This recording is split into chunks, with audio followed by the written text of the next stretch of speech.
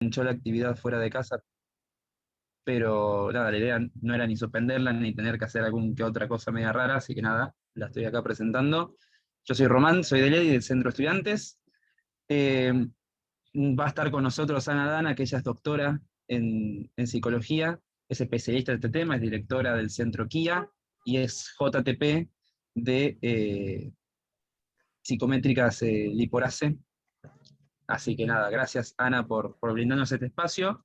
Espacio que más que nada está enfocado a brindar un poco más de información con respecto al TEA, ¿sí? Información que muchas veces termina faltando y genera errores en las concepciones que nosotros tenemos sobre la temática, e incluso después cuando es momento de aplicarlo en un ámbito más profesional, podemos terminar realizando mala praxis. Y además de eso, la idea es después poder hacer una salida a campo, justamente para poder tener multiplicadores eh, sobre la concientización justamente de este tema. Así que en ese sentido, yo voy a ir dejando en el chat, ¿sí? Un forms, que ahí va el formulario, para que completen quien esté interesado, justamente interesada en poder participar de esa salida a campo. Nada, lo completa, para que después nosotros podamos ir organizando esas salidas con equipos de profesionales pertinentes. Por supuesto que esta actividad no va a tener certificado, pero quienes hagan las salidas a campo, sí. Las salidas a campo sí van a tener certificado justamente de la participación de la actividad. Así que, sin más, no quito más tiempo, así le doy el espacio a Ana para que pueda desarrollarse. Ajá. Bien. Bueno, buenas tardes a todos nuevamente. Con muchos de ustedes ya nos vimos en distintos espacios. Gracias al Centro de Estudiantes por convocarnos a esta actividad. La verdad es que yo estoy súper contenta y emocionada porque se generen estos espacios en la Universidad de Buenos Aires con los alumnos de grado. Y recuerdo siempre, allá lejos hace tiempo, cuando se formó TGD Padres, que justamente la queja de los papás era que no había espacios de formación en las carreras de grado y que difícilmente un profesional que no esté formado pueda tratar a sus hijos, y tienen razón, ¿sí? Así que está buenísimo que se empiecen a generar estos espacios, y yo digo, bueno, le dije a alguien, una mamá en un chat, por algún lado se empieza, así que yo celebro esta convocatoria, celebro la cantidad de inscriptos. Nico me había dicho que había 400 anotados, independientemente de cuántos lo lleven a cabo, es un montón, el interés en el tema es un montón. Los cursos que hicimos previamente, hubo cursos de 1.400 inscritos, así que evidentemente es un tema que convoca, que interesa, pero además es un tema difícil, ¿sí? Trabajar con niños y trabajar con niños con determinadas características es un tema que requiere mucha formación de los profesionales y mucha responsabilidad. Así que nada, damos pequeños pasos para lograr ese objetivo, que es trabajar de manera responsable con la población infantil. Bien, muchos de ustedes, lo estoy viendo acá en el listado, ya hicieron los cursos anteriores. El objetivo de esta charla no es un curso propiamente, digamos, no tiene formato de curso, pero sí preparé un Power, porque me parece que hay algunas cosas que es importante que se lleven, ¿sí? Yo les propongo que tomen nota, después yo voy a hacer un resumen de qué de todo lo que dije tendrían que aceitar en sus cabezas. Pero la idea es darles un pantallazo de 2 o 3 cuestiones que son las que seguramente van a ser las más importantes de transmitir en el momento que salgan al campo, como dijo Román, ¿sí? Porque, digamos, muchos de ustedes van a aprender mucho, muchos de ustedes quizás ya saben mucho, pero no sé, cuando uno habla con una persona que pasa caminando por la calle, toda esa información no se le puede dar, porque no tiene sentido, ¿sí? Porque apabulla, porque es difícil de organizar. Entonces después vamos a pasar un resumen de 2 o 3 cosas sí o sí que tienen que tener muy claras en su cabeza para sí o sí transmitir, ¿tá? Además yo estuve haciendo una especie de relevamiento con unas personas de algunas asociaciones, y después les voy a compartir la información que me dieron, porque me parece que son los padres los que tienen la voz cantante en algunas cuestiones, y me parece importante darles el lugar. De hecho, estaba anotado Rodolfo Geloso, que era el presidente de la Asociación Asperger Argentina, para estar acá, no sé si está porque no lo veo. y ahora es el presidente de la Liga Asperger, que es la parte de la asociación que nuclea a adultos con síndrome de Asperger. También les voy a mencionar 2 o 3 asociaciones en las que ustedes pueden visitar las páginas web para que puedan recabar información. Bien. Voy a compartir pantalla.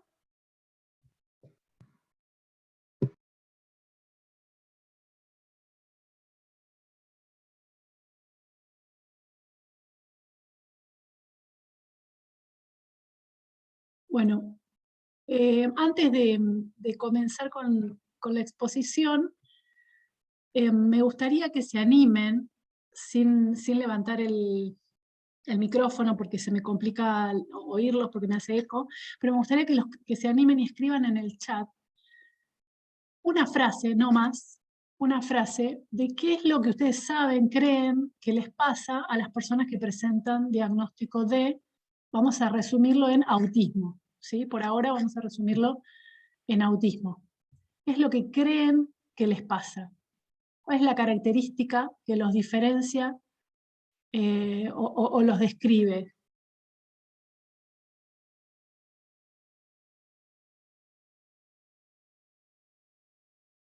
Muy bien, yo voy a ir leyendo, ¿sí? Dificultad para relacionarse socialmente, dificultad para relacionarse, dificultades en la comunicación, perciben diferente el mundo, hipersensibilidad a los estímulos, les cuesta comunicarse, les cuesta socializar, tienen poca flexibilidad, hay hipersensibilidad, dificultad en relacionarse con otros, afecto en los aspectos biopsicosociales, viven el mundo diferente, se conectan diferente con el mundo. ¿Qué más? Conductas disruptivas, fallan en la teoría de la mente. ¿Qué más?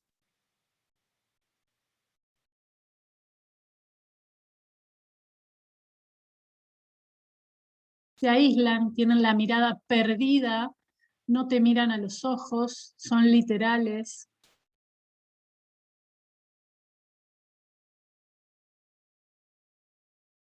¿Algo más?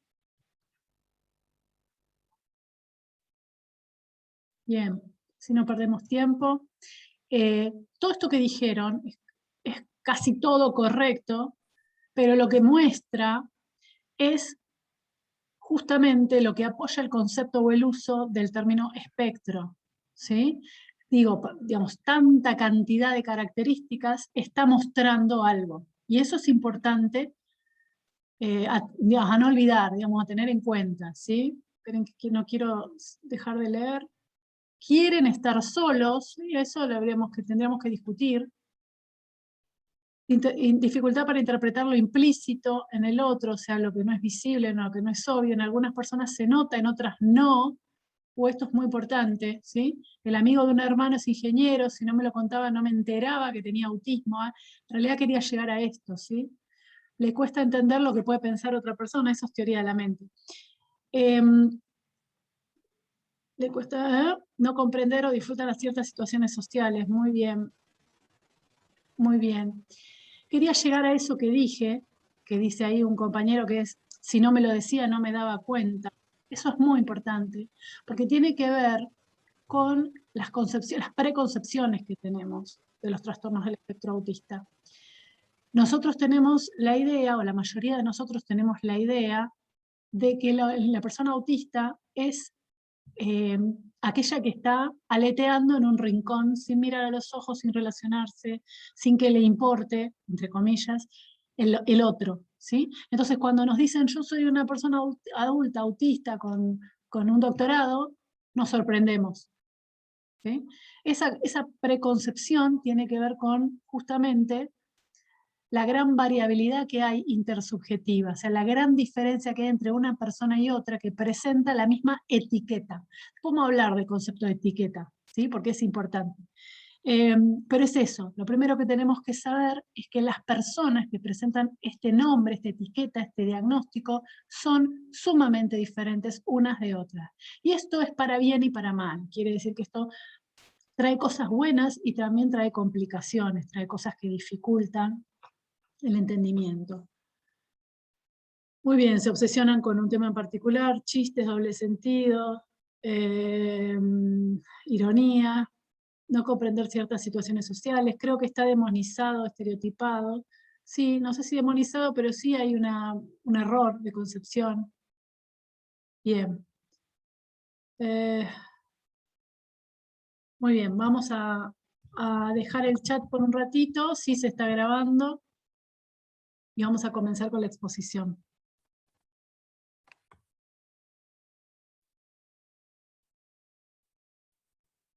Espero que se ve bien, si no me chiflan. Entonces, la charla es sobre trastornos del espectro autista, con el objetivo de generar alguna especie de voluntariado para ir a difundir características del cuadro que puedan ser útiles a la población general para reconocer las señales de alarma, los signos tempranos, para que la comunidad se pare a mirar a estas personas de otro lugar, desde otra manera, ¿sí? De otra manera. Muy bien, y para hacer esto vamos a hablar un poquito de la historia.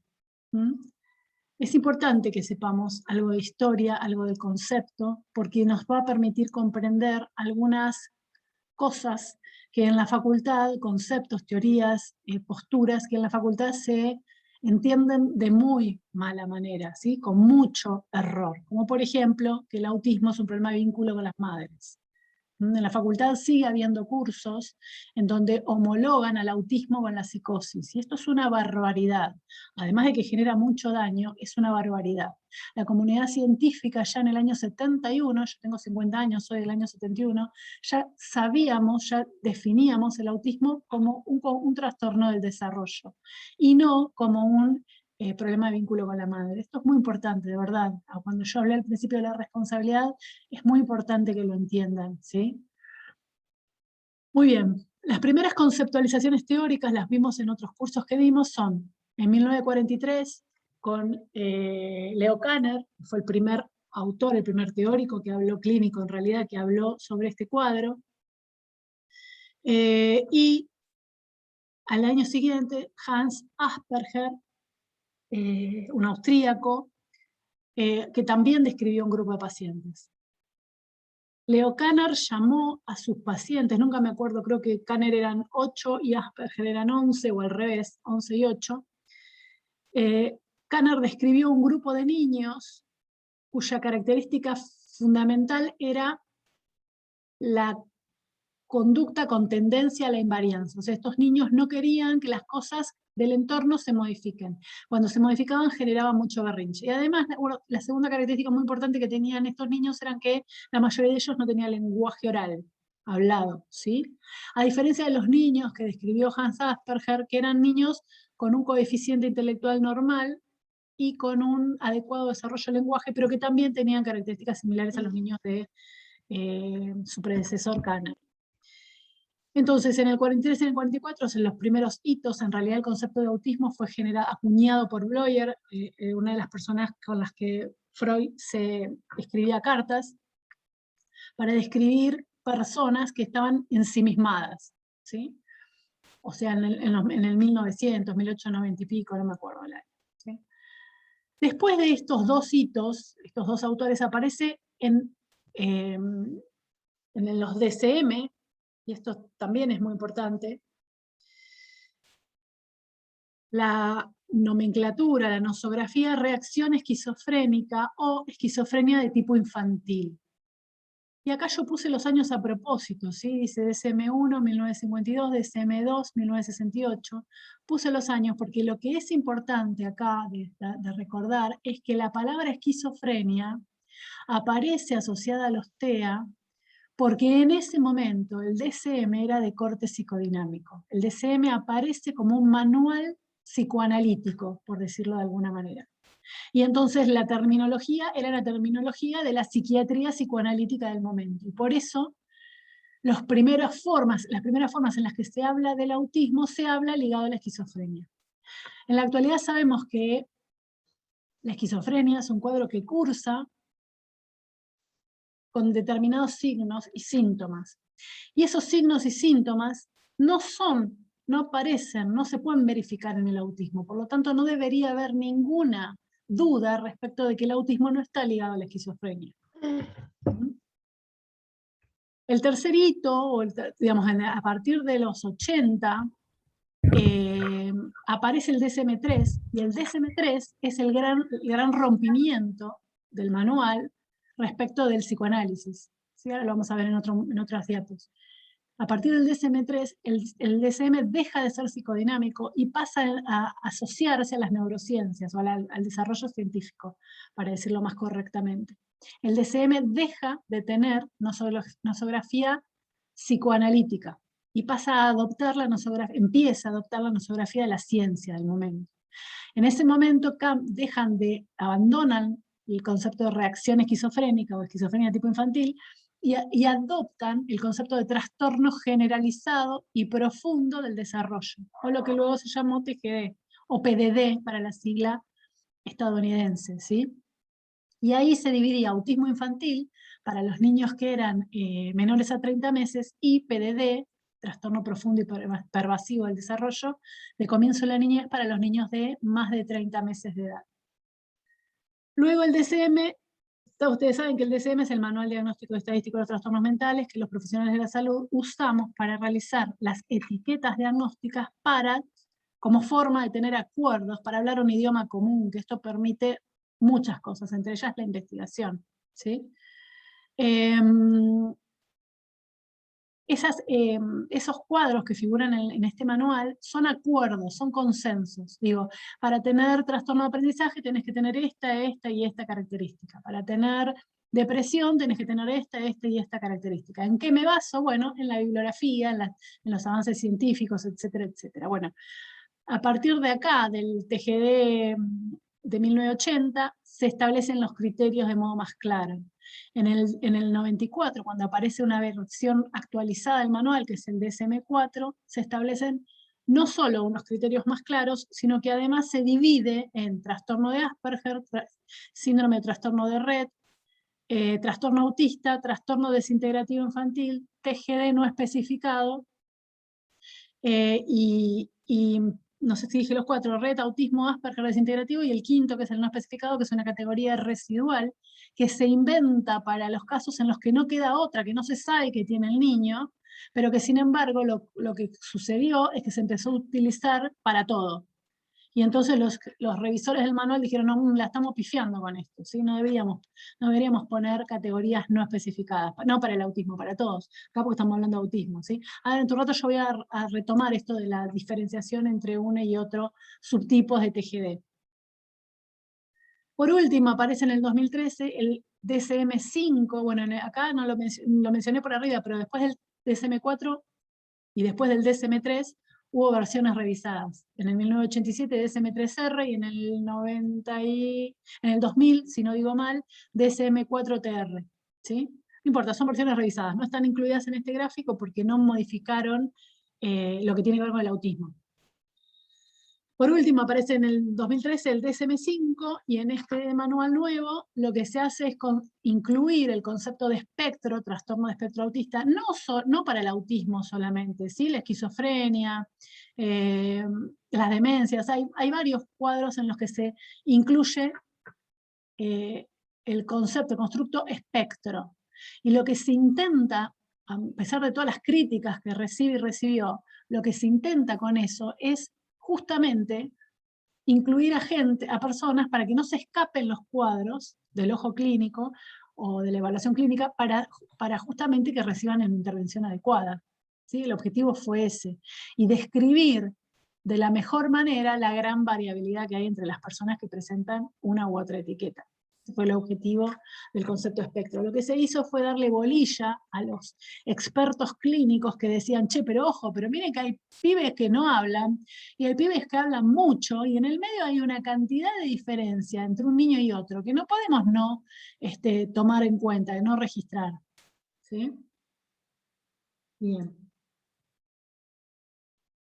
En un ratito lo volvemos a ver. Vamos a dividir rápidamente en 3 momentos de la evolución histórica del término autismo. repito, para los que entraron tarde, estoy usando autismo indistintamente, ¿sí? Autismo como sinónimo de TEA, como sinónimo de TGD, a pesar de que a lo largo de los años esto fue cambiando. Lo estoy usando una cuestión práctica de la misma manera. Entonces, acabamos de ver el desarrollo del DSM, que es el manual que se utiliza para diagnosticar TEA o autismo. Vamos a hablar un poquito de la historia, ¿sí? La historia se divide en 3 momentos. El primer momento del 43, o sea que aparece el primer texto, que es Kanner, hasta el 61, que se denomina en la bibliografía, esto está sacado del libro de Rivière, Nuevas Perspectivas para el Diagnóstico y Tratamiento del Autismo. El primer momento se llama el descubrimiento. Se empiezan a registrar las características que presentaban un grupo de casi 20 niños, en 2 autores distintos. El término autismo, ya lo dije, fue introducido por Bloyer, acá está, en el 1906, igual mañana me lo voy a volver a olvidar. En el 43 Kanner dice trastornos, los denomina trastornos del contacto afectivo. Y en el 44 Hans Asperger habla de, esto es muy importante, yo tengo el libro original de Hans Asperger, psicopatía autista. Este concepto poco feliz que usó Asperger también hizo que se desvirtúe un montón algunos aspectos ligados al autismo, pero él explica, si uno lee el manual original, explica que él no dice que son psicópatas en el sentido de la perversión que se usa en la facultad. Él dice, son psicópatas por las fallas de empatía. Hay un libro que les recomiendo que se llama Empatía Cero, que justamente lo que hace es describir la diferencia en las fallas de empatía en un cuadro y en otro. Y ahí pueden ver claramente la diferencia en la empatía en un psicópata y la diferencia en la empatía en una persona con TEA. Bueno, pero ese libro no existía en el momento que Asperger usó este término, y por eso digo que fue poco feliz, porque luego se hizo un uso tendencioso de este concepto. Una diferencia fundamental es que Kanner, y acá se entiende también porque algunos psicoanalistas siguen diciendo que es un problema de vínculo con la madre, la diferencia fundamental entre Kanner y Asperger es que Kanner habló de un cuadro ligado a lo emocional y Asperger habló de un cuadro ligado a la personalidad. Hoy sabemos que esto tenía más razón Asperger que Kanner. ¿Sí? ¿Por qué? Porque hablamos justamente de condición de espectro autista, ¿sí? Que tiene que ver con cómo sos. ¿Sí? Hablo tanto que se me pierde la posibilidad de pasar la diapo rápidamente. El segundo periodo se llama el científico, o el periodo de la ciencia, va del 61 al 79, contribuyó al cambio de imagen científica del autismo. Fíjense, yo no había nacido y ya se hablaba de esto, ¿sí? Y se abandona, digo como un ejemplo de una persona de muchos años, ¿no? Y se abandona la hipótesis de los padres culpables. Fíjense, tuvo que avanzar la ciencia no solo en lo que respecta a producción científica ligada al autismo, también tuvo que avanzar la ciencia y la tecnología para generar máquinas de video, porque los videos caseros fueron un gran apoyo para que se deje de creer que los papás mentían con respecto a, me cambiaron a mi hijo era normal y de golpe empezó a perder habilidades. Nadie les creía, porque claro, como eras otra postura teórica, se creía que los padres distorsionaban. ¿Sí? Que cuando el padre te venía y te decía, no, pero el nene miraba a los ojos, ¿no? Y después de que cumplió el año me dejó de mirar. La comunidad creía que el padre mentía, y fue necesario justamente la aparición de los videos familiares, cuando el padre te podía mostrar, che, pero míralo antes del año de vida, para que le empiecen a creer a estos papás. ¿Sí? Entonces se abandona la hipótesis de los padres culpables. Algunos autores consideraban al autismo como una conducta aprendida, o sea que si era una conducta aprendida se podía desaprender, dejar de ser autista. Rimland, un autor muy importante, propuso la teoría neural del autismo. Fíjense cómo se empieza a hablar de lo ligado a lo cerebral. Schopler, otro autor muy importante, demuestra la personalidad de los padres en el rango de normalidad, características que tienen los padres de algunos de estos niños. Y Coleman señala que el autismo no es una entidad única, sino que está constituido por un conjunto de síndromes. Todos estos autores aportaron su granito de arena y todos tienen razón en parte. Y esto de que todos tienen razón en parte se sigue dando, porque no hay una única teoría explicativa del autismo, y eso tiene que ver con lo que venimos diciendo desde que empezamos, que es la gran variabilidad que hay. Yo doy un curso de neurobiología del autismo, y en ese curso se ven todos estos aspectos de por qué no hay una única explicación. ¿Mm? El tercer periodo, del 80 a la actualidad, se llama perspectiva evolutiva. Con la aparición del DSM-3, saca el autismo, como ya dije, de la psicosis y lo ubica en los trastornos profundos del desarrollo. Dentro de un ratito vamos a ver por qué es profundo, ¿sí? Un aspecto importante es que en el DSM-4 no se tienen en cuenta los aspectos sensoperceptuales asociados a los TEA, que es algo que mencionaban cuando comenzamos los alumnos, ustedes en el chat, ¿sí? Y además se utilizan los otros criterios de otros autores para pensar en estos cuadros.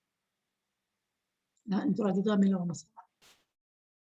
Lo que sí hay acuerdo en que son signos y síntomas que se presentan de manera temprana, que hay desviaciones en la relación social de estas personas, que hay desviaciones en el lenguaje, ¿sí? Esto es un primer aspecto que tienen que memorizar. Siempre aparecen de modo temprano, aunque ustedes me van a decir, bueno, yo conté en otro curso que estoy diagnosticando un montón de adultos, sí, pero los síntomas los tienen desde niños. Que no estén diagnosticados no significa que los síntomas no aparezcan en la primera infancia, ¿sí? Entonces son de aparición temprana, hay una desviación en la relación social, hay una alteración en el lenguaje, hay alteraciones sensoperceptivas. Esto es muy importante, ¿sí? Primero porque está ligado a las ayudas que debemos pensar cuando diseñamos un tratamiento, pero además, si yo estoy sentada acá y tengo un fuerte dolor de cabeza y un fuerte dolor de panza, ¿ustedes creen que yo estaría hablando de la misma manera, con la misma intensidad, con el mismo interés? No. Bueno, lo mismo pasa con lo sensorial. Si tengo hambre, ¿voy a poder prestar atención de la misma manera? Si me molesta el sonido que hace, no sé, la heladera, ¿les parece que voy a poder trabajar, atender, prestar atención de la misma manera? No. La respuesta es no. Por eso es muy importante tener en cuenta todo lo perceptual. Además, un quinto criterio es la presencia de rutinas, estereotipias y resistencia al cambio, la que mencionaba Kanner al comienzo. Y además, muchas veces hay otros síntomas asociados.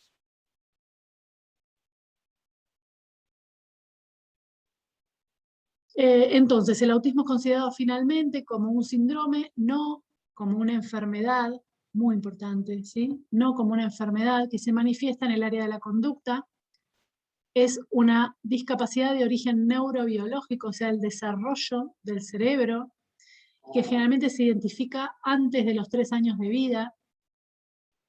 Las corrientes científicas y médicas actuales asocian el autismo con anomalías, dificultades, anomalías que salen de la normalidad, ¿sí? Después, si quieren, me detengo un rato a hablar del concepto de normalidad tan defenestrado.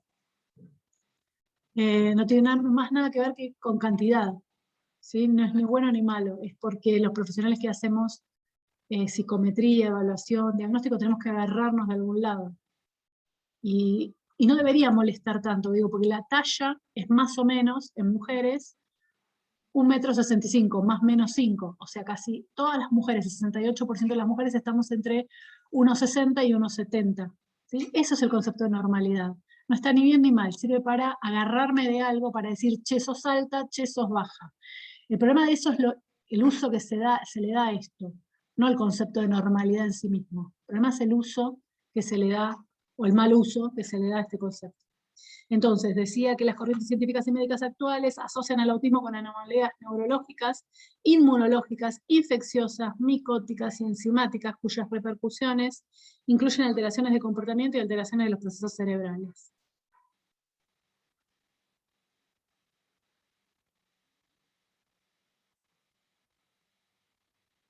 Baron Cohen, Leslie y Fried descubrieron una incapacidad de los niños autistas sobre la cual formularon un modelo muy fértil, del cual se creó la teoría de la ceguera mental o la teoría de la mente. ¿Sí? También sumamente importante, que es justamente parte de lo que dijeron en el chat. Hay un libro que se llama Autismo y Síndrome de Asperger, de este autor, de Baron Cohen, que tiene, no me acuerdo en qué capítulo, un gran listado de todos los síntomas que aparecen en el autismo y qué teoría los explica, de todas las teorías que están dando vuelta. Es muy, muy, muy importante ese cuadro.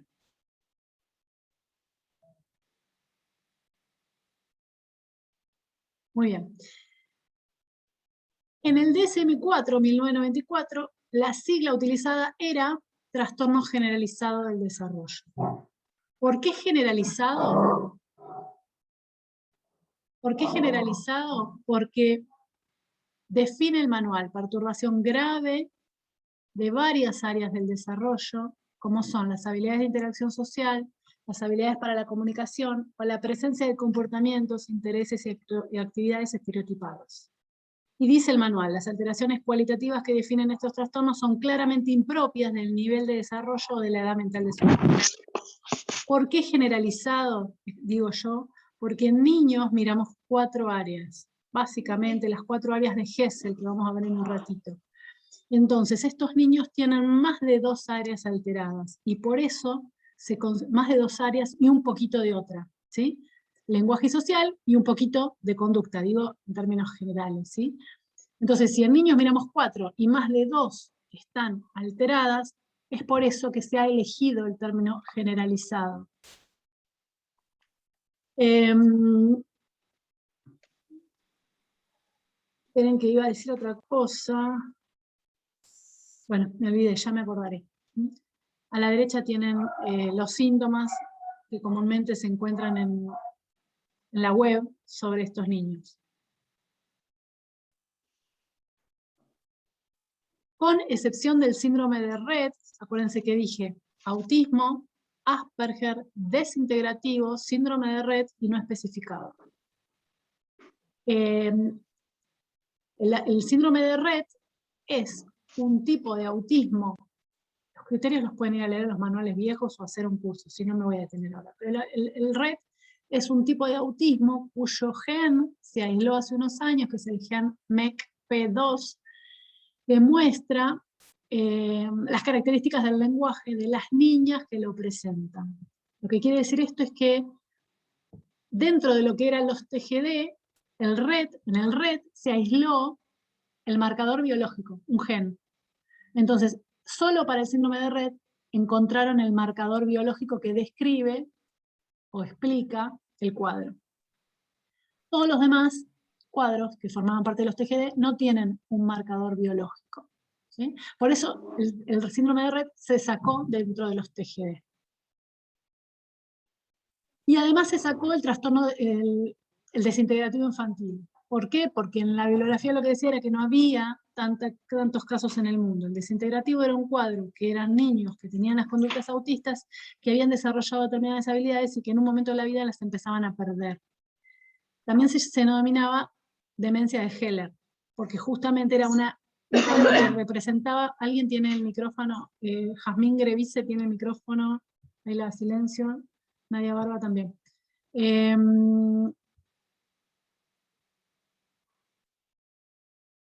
Silencien los micrófonos, porfa. Es un cuadro, el desintegrativo, que era en niños, pero parecido a lo que ocurre en las demencias con adultos. Y como no había tantos cuadros en el mundo, se decidió sacarlo a la hora de actualizar el DSM-5. ¿Sí? Entonces, los subtipos desintegrativo y Rett, por motivos diferentes, se eliminaron dentro de lo que era TGD. Y quedó autismo, Asperger y no especificado. Wynne y Burgoyne en el 83 describen las principales características del síndrome de Asperger. Para el Asperger hay criterios alternativos, ¿sí? Estos son unos y ahora en 2 minutos vemos otros autores, Schiller y Schiller. La falta de empatía, la interacción ingenua, inapropiada y unilateral, poca o ninguna capacidad para formar relaciones de amistad, habla pedante y repetitiva, pobre comunicación no verbal, intensa absorción por ciertos temas de interés, movimientos torpes y mal coordinados y posturas extrañas. Con respecto a la motricidad, debo decir que hay autores que dicen que hay problemas en motricidad fina, hay autores que dicen que hay problemas en motricidad gruesa, hay autores que dicen que hay problemas en motricidad en general, y hay autores que dicen que los problemas de motricidad no son determinantes. Los criterios de Gilbert y Gilbert son, en cuanto a lo social, incapacidad para interactuar con compañeros, falta de deseo para interactuar con compañeros, falta de captación de claves sociales, conducta social y emocional inapropiada, un interés focalizado que los hace excluirse o no prestar atención a otras actividades, adhesión repetitiva más por repetición que por significado en sí mismo, rutinas repetitivas en sí mismo y en los otros, ¿sí? Siempre tenemos que ir al colegio por los mismos lugares. Peculiaridades del habla y del lenguaje, como acuérdense que estamos hablando en el Asperger, desarrollo tardío, lenguaje expresivo superficialmente perfecto, ¿sí? Se los llama pequeños profesores, por eso lo del lenguaje pedante, lenguaje formal, prosodia extraña, ¿sí? Ritmo, tono, acuérdense que muchos de estos niños se los observa hablando en neutro, el neutro venezolano. Muchos de ellos tienen características de voz peculiares, hablan muy alto, hablan muy bajo, ¿sí? Y muchos hablan de manera muy monocorde. Dificultades para entender con mal interpretaciones de significados literales implícitos. Problemas de comunicación con la comunicación no verbal. Y el más importante de esto es el uso limitado de gestos. Muchos niños con TEA son hipomímicos. Lenguaje corporal torpe, expresión facial limitada, expresión inapropiada, mirada peculiar. Por último, lo de la torpeza que mencioné en las diapos anteriores, sobre que muchos de ellos dan pobres resultados en el examen neurológico, ¿sí? No lo vamos a ver acá, pero sí mencionar, para que sepan y que tiene interés vaya a leer. Después les voy a copiar acá dos enlaces de dos textos importantes. Bueno, el texto principal de esta clase es el DCM, pero después les voy a dar dos textos muy importantes que después voy a explicar por qué los doy.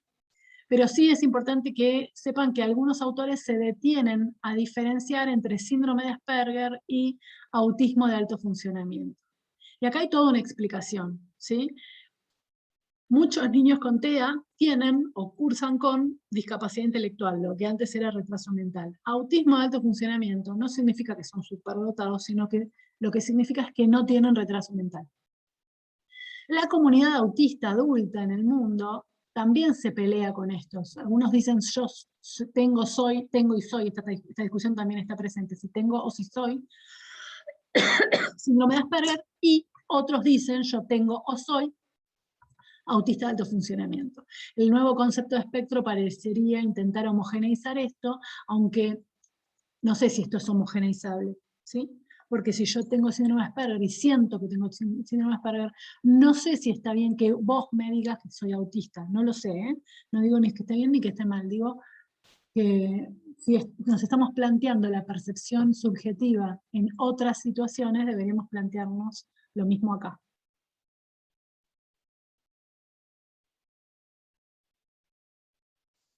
Muy bien. Entonces, volviendo al desarrollo del concepto histórico, esperen que me estoy mirando.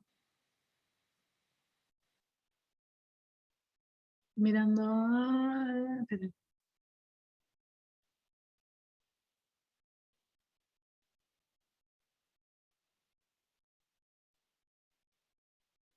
Bien.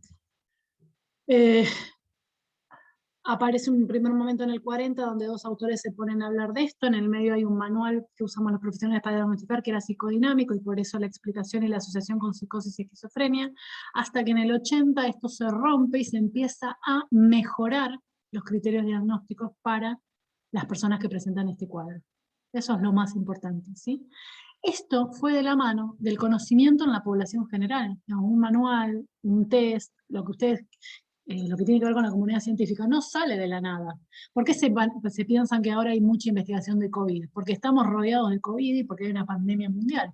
Bueno, con otras situaciones también ocurre lo mismo. Hay interés en la comunidad porque se empieza a saber más, y se empieza a saber más porque también hay interés, ¿sí? Entonces, todo ese cúmulo, ese corpus de investigación es el que hizo que se mejoren, pero a su vez, los criterios de clasificación, pero a su vez también permite darnos cuenta de todo lo que nos falta conocer e investigar sobre estos cuadros. Ya lo mencioné, TGD era autismo Asperger, red desintegrativo y no especificado. Y las características eran la dificultad en la socialización, la dificultad en la comunicación y un patrón restringido de intereses. Esas eran las tres patas, la tríada de la que hablaba Lorna Wynne, ¿sí? La tríada autista. Social, comunicación y patrón restringido de intereses. Acuérdense que no contemplaba lo sensorio. Cuando aparece el DSM-5, lo que surge es que se dan cuenta los investigadores que la comunicación es social. Entonces unen estos dos criterios, ¿sí? Y uno habla para que el otro escuche. Si uno habla solo es otra cosa, ¿sí? El lenguaje es social. Entonces por eso la tríada pasó a ser díada. Los criterios actuales del DSM son déficit persistentes en comunicación social e interacción social en múltiples contextos, reciprocidad socioemocional, conductas comunicativas no verbales usadas en la interacción social, para desarrollar, mantener y comprender las relaciones sociales.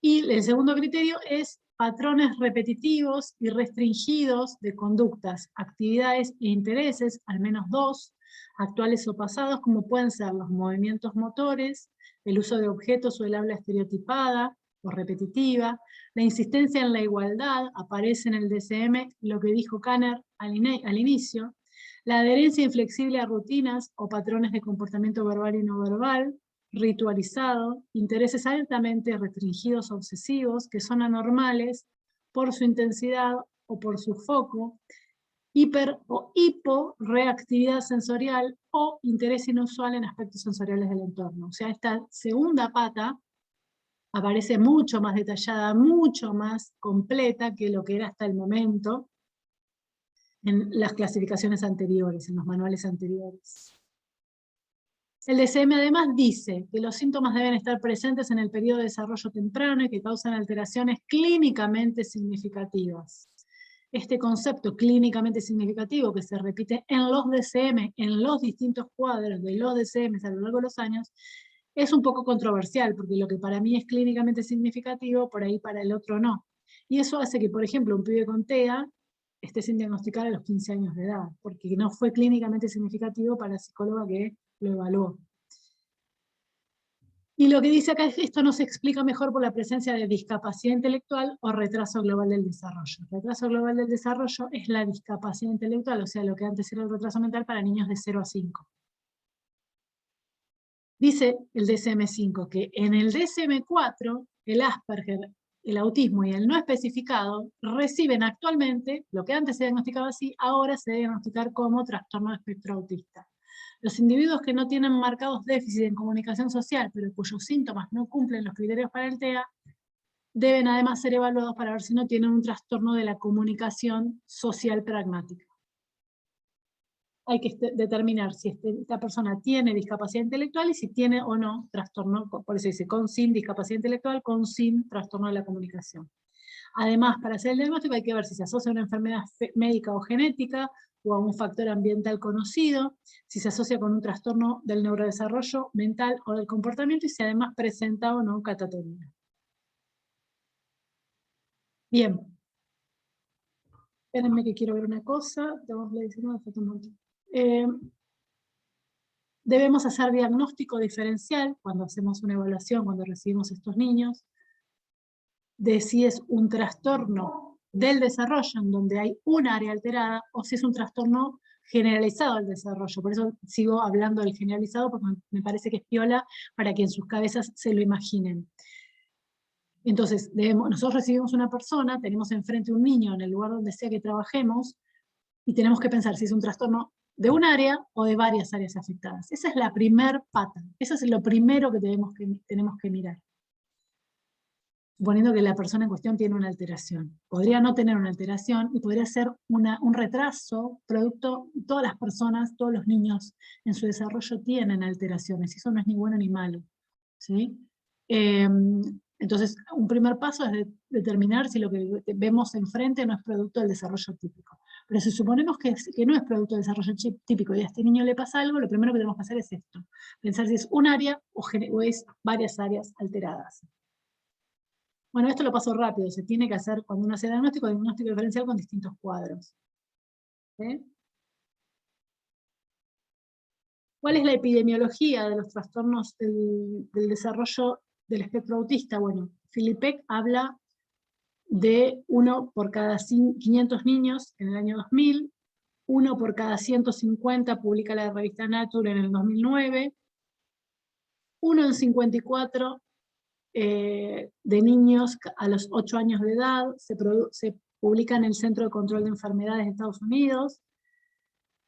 Y hay una diferencia entre el 2016 y 2014, bueno, no viene al caso, lo pueden ir a leer en el enlace que les dejo sobre la variabilidad en la cantidad de niños. La discusión actual es, ¿hay tantos niños? Sí, mejoramos los criterios de evaluación, mejoramos el entrenamiento de los profesionales, pero quizás se está sobrediagnosticando y otros dicen no se está sobrediagnosticando. No importa, está esa pelea en cuestión, ¿sí?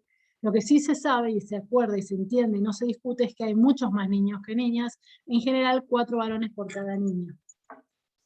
Bueno, esto es porque es tiene que ver con lo genético, ¿sí? Que sean más varones que cada niña.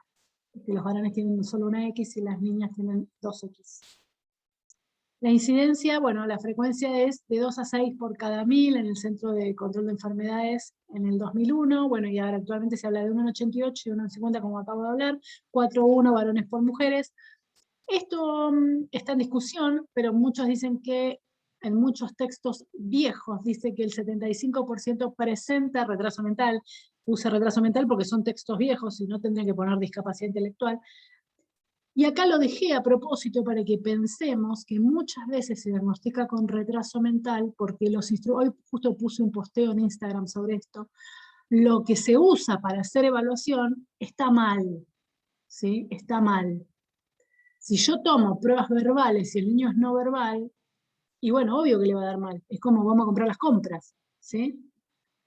Y muchos de ellos padecen epilepsia, eso también es muy importante porque hay 2 momentos en la vida de estos niños que sí o sí tienen que hacer consulta con el neurólogo, alrededor de los 3 años y con el comienzo de la adolescencia. Esto lo agregué porque me parece sumamente importante, el recorrido de los padres antes de arribar a un diagnóstico, porque por esto que hablaba al comienzo de que no se les presta atención.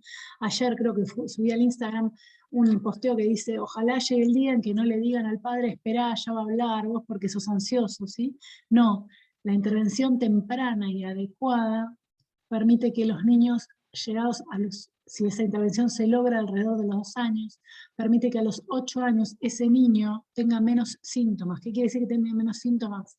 Que seguramente vive mejor, ¿sí? Que seguramente tiene menos necesita menos ayuda o se encontraron las ayudas adecuadas para que esa persona tenga un desarrollo pleno. Y además esto baja el estrés familiar, ¿sí? Cuando se diagnostica temprana y adecuadamente. El recorrido de los padres antes de arribar a un diagnóstico, esto es de cifras de afuera, de Estados Unidos y España. La familia es la primera en sospechar que hay un problema, la edad media de sospecha es los 22 meses y la edad media de consulta es los 26, y la edad media del primer diagnóstico es entre los 4 años y medio y los 6 años de edad, 52 a 72 meses de edad. Y en síndrome de Asperger, como son niños que tienen correcto desarrollo del lenguaje y correcto nivel cognitivo, en general, todo esto se hace más tarde, ocurre más tarde. La edad media de sospecha es a los 3 años y la de consulta a los 44. ¿Por qué?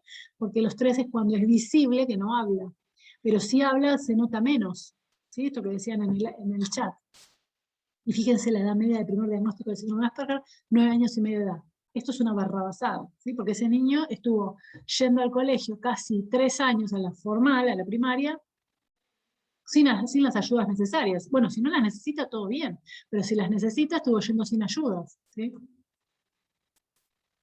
Los padres consultan a los 2 años de edad, al menos el 10%, en menos del 10% se establece un diagnóstico, al 10% se les indica que vuelvan a consultar más adelante si persisten las preocupaciones. Alrededor de los 4 años se deriva a otro profesional, solo 40% es diagnosticado, el 25% se les indica que no deben preocuparse, y al resto se los envía a un tercer o cuarto profesional. El 20% de los padres se queja de haber tenido que ejercer fuerte presión sobre los profesionales para ser derivados con un especialista, y en consecuencia el diagnóstico no se llega hasta 2 o 3 años después de la primera sospecha de los papás. O sea que los papás están 3 años pululando con su hijo, consultorio en consultorio, en el momento de mayor vulnerabilidad que tenemos los papás, que cuando no sabemos qué les pasa a nuestros hijos, van pululando de consultorio en consultorio pidiendo por favor que les den bolilla. Y muchas madres se sienten locas, ¿sí? Porque nadie les da bola. Bueno, y el diagnóstico, con la conclusión de esto, que el diagnóstico se hace muy tarde. En Argentina, una investigación que hicimos hace unos años y que mostramos en una de las jornadas de investigación en las que estuvo el Rodolfo Geloso, el que les mencionaba hoy, el presidente de la Liga Asperger, la parte de la asociación de Asperger que nuclea adultos. La primera sospecha es a los 20,8, parecido a lo que da en el mundo. La edad de consulta es de los 30, pasamos más tiempo sin consultar. Reciben otros diagnósticos previos como trastornos de la audición o del lenguaje. 40% de los niños recibió otros diagnósticos antes del definitivo. Más del 50% recibió como el primer diagnóstico no especificado, alrededor de los 45 meses, y el definitivo a los 5 años de edad. Bueno, yo puedo decir que esto está cambiando, ¿sí? En la clínica privada, por lo menos, creo que en los hospitales seguramente es más así aún. Muchos han tenido que visitar a más de 3 profesionales antes del diagnóstico definitivo, y generalmente es el psicólogo el que les ha dado el diagnóstico. ¿Por qué esto ocurre así? Bueno, porque el psicólogo es el único que está habilitado para tomar pruebas psicométricas de las distintas áreas. La fono puede tomar pruebas psicométricas, pero de fonobiología, la psicopedagoga lo mismo. El médico puede tomar, pero en realidad el médico no tiene formación en psicometría, el médico hace diagnósticos a ojo. El que está habilitado para hacer una evaluación completa de todas las áreas es el psicólogo, por su título habilitante y por la ley de ejercicio profesional. Que después no lo haga o lo haga mal, eso es otra cuestión, ¿sí? Bueno, la demora diagnóstica es mayor a 40 meses entre la edad de la primera sospecha y el diagnóstico definitivo. Hice acá una recolección de Belinchón, de etiquetas incorrectas, agregué algunas mías y agregué algunas que habla Daniel Valdés en uno de los libros. Trastornos del vínculo, espectro autista con componentes difásicos, autismo Kanner, retraso madurativo global, psicosis infantil precoz, bueno, psicosis simbiótica, inmadurez, trastorno emocional con rasgos autistas, trastornos del desarrollo. Bueno, podría meter psicosis, podría meterme en cada uno y explicar por qué dicen esto y a qué se refieren y por qué está mal, pero no tenemos tiempo. Bueno, pero son todas etiquetas mal, ¿sí? Trastorno emocional severo, como se llaman en las escuelas de provincia estos niños. TGD está mal. Unir 2 etiquetas hasta el DSM-5 estaba mal. Le podías poner trastorno del lenguaje y trastorno autista, era una redundancia. Retraso madurativo es una etiqueta incorrecta. Psicosis, rasgos autistas, pinceladas. Bloqueo emocional. Espectro autista, autismo de segundo grado. Cascarón autístico, una barrabasada, ¿sí? Nada. O TGD no especificado cuando no se evalúa al niño, o poner muchas etiquetas. Tiene de todo. Tiene autismo, tiene trastorno de la comunicación, tiene retraso, tiene ADHD, de todo. Esto también es una barrabasada, ¿sí? ¿Entienden por qué después se enojan la gente que diagnosticamos? Porque se hace un mal uso de la etiqueta. La etiqueta tiene que servir como puntapié inicial para diseñar un tratamiento ajustado a las necesidades de la persona, no para perjudicar a la persona. Si yo le pongo 6 etiquetas, la estoy perjudicando, ¿sí? Perdón. El diagnóstico siempre entonces es clínico y la evaluación es psicológica y neuropsicológica. No olvidar esto, ¿sí?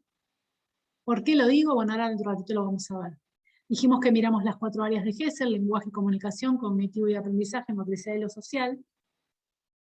Y también dijimos que tenemos que pensar si esta persona tiene un trastorno del desarrollo o un trastorno generalizado del desarrollo. Entonces, es muy adecuado mirar el desarrollo de un niño en términos de hitos, qué tiene que hacer a la edad que está. No porque no respetemos las subjetividades, no porque no sepamos que los niños desarrollan cada uno a su ritmo, sino porque si no hacemos esto, difícilmente podamos asesorar a la comunidad, ¿sí? Si yo no sé que un niño tiene que desarrollar un lenguaje a los 2 años de edad, y que a los 3 años de edad tiene que tener tantas palabras en su vocabulario, difícilmente puedo decir, che, este niño no está desarrollando el lenguaje como es esperable. Entonces, por eso la perspectiva evolutiva es piola. Por supuesto que después, esto es para difundir, dar a conocer el cuadro. Por supuesto que después, cuando estamos con el nene, con Juan Pérez, la perspectiva evolutiva nos tiene que servir de modo anexo a las fortalezas de ese niño. Por supuesto, pero esto no estamos hablando del tratamiento de Juan, estamos hablando de la difusión del cuadro para que sea comprensible para la gente que por ahí sabe poco o no sabe de este tema. ¿Sí? Bueno, ¿cuáles son las señales de alarma? Esto es muy importante. ¿Sí? Después yo les voy a decir que, ya les dije, que pienso que tendrían que, qué información deberían reunir en sus cabezas para hacer este voluntariado. A los 9 meses se espera que un niño siga con la mirada cuando el cuidador señala y exclama: uy, mira el auto, uy, mira la luz. ¿Sí? Se espera que el niño dirija la mirada hacia allí. Cuando uno lo hace, es una señal de alarma. A los 12 meses, lo anterior más lo siguiente, los niños intentan obtener un objeto que está fuera de su alcance, para lo que llaman la atención del cuidador señalando. La conducta de señalar es la señal de alarma a esta edad, ¿sí? A los niños preverbales. Y hacen algún sonido cuando señalan. Es como si dijeran: uy, mirá. Los niños señalan para mostrar o señalan para pedir. Señalan para pedir o señalan para mostrar, placer. ¿Sí? Y a la vez que señalan, miran a su papá, a su mamá. ¿Sí? Son los inicios de la atención conjunta. La atención conjunta es la atención entre dos mentes referidas a un objeto. Es como si yo te dijera: los dos sabemos que estamos hablando de esto. Yo siempre doy el mismo mate. El mismo ejemplo: si yo estoy con ustedes, estoy tomando mate y hablo mucho y no paso el mate, muchos de ustedes seguramente me van a mirar el mate y me van a volver a mirar. Y no ejecutaron ninguna conducta verbal oral. ¿Sí? Pero es como si me dijeran: che, dale, deja de hablar y pasame el mate. Fíjense todo lo comunicativo que implica ese intercambio de miradas.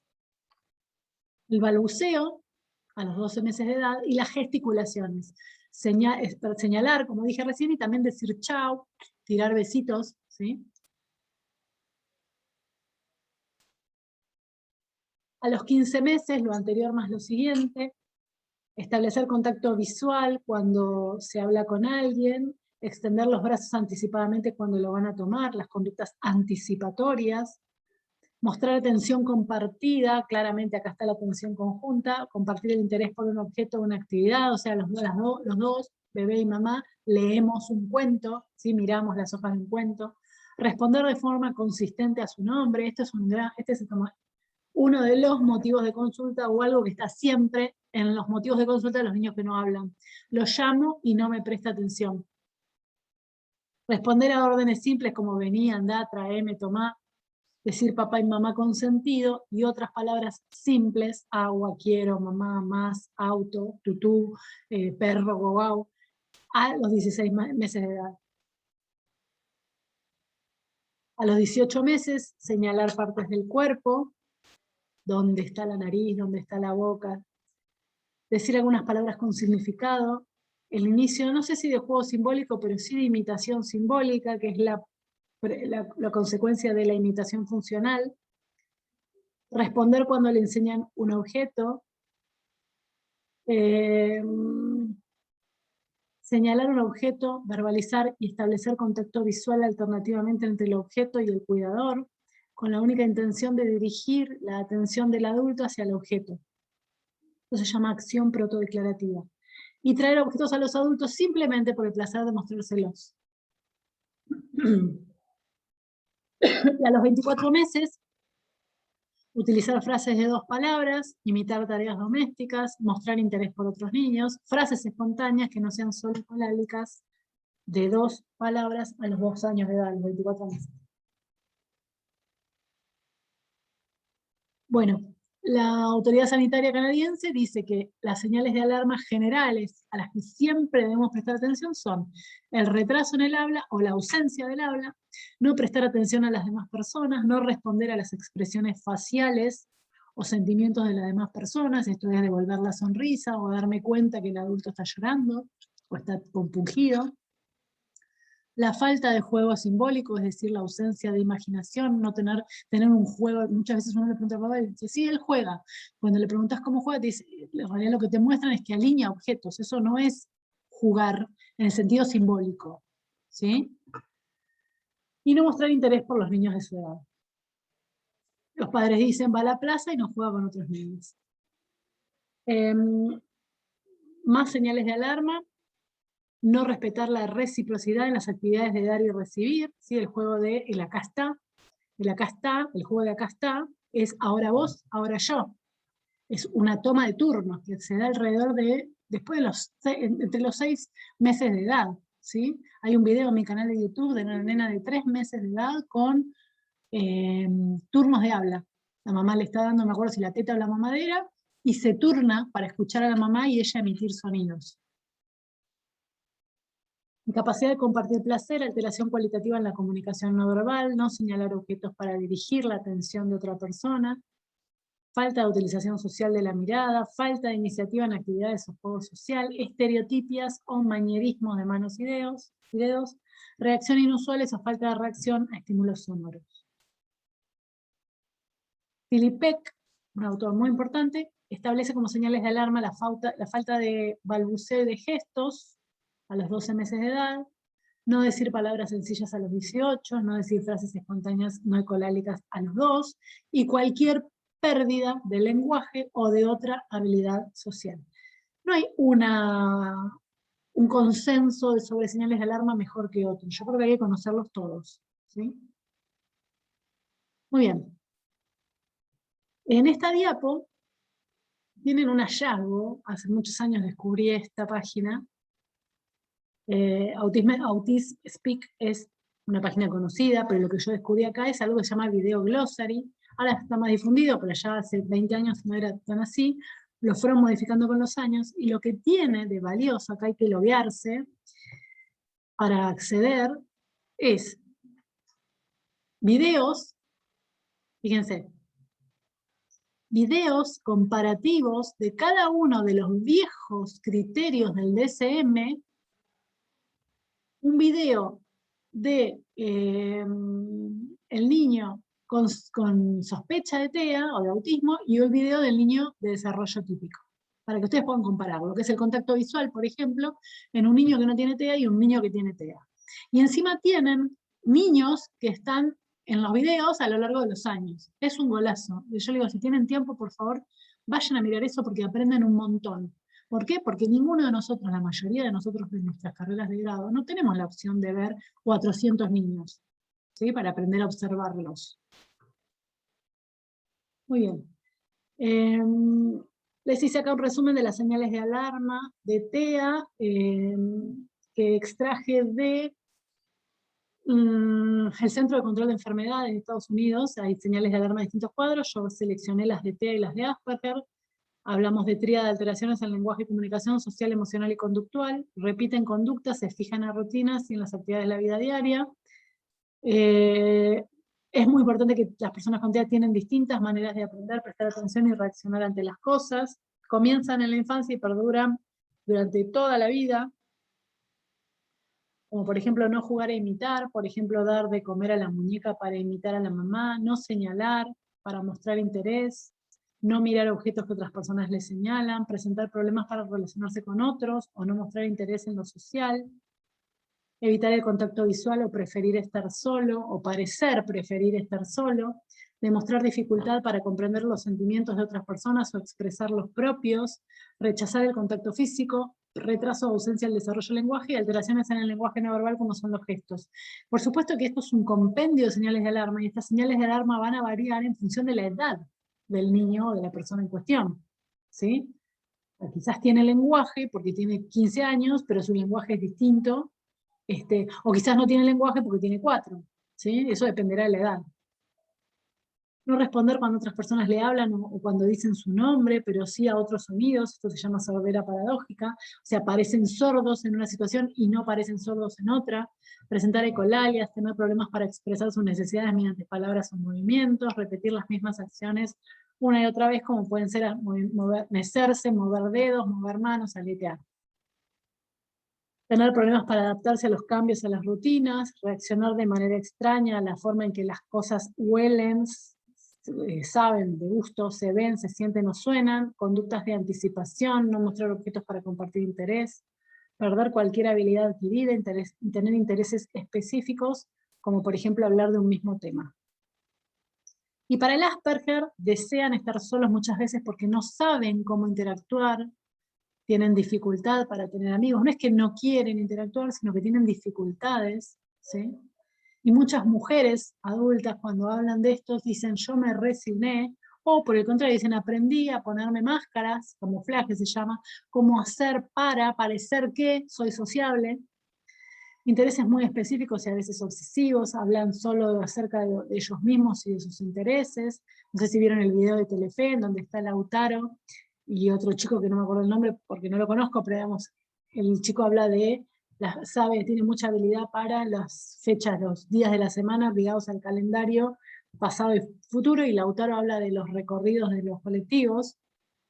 Hablar de forma poco usual o con un tono de voz. Nosotros tenemos un nene que habla de manera muy usual, y si se le interrumpe tiene que empezar desde cero a hablar.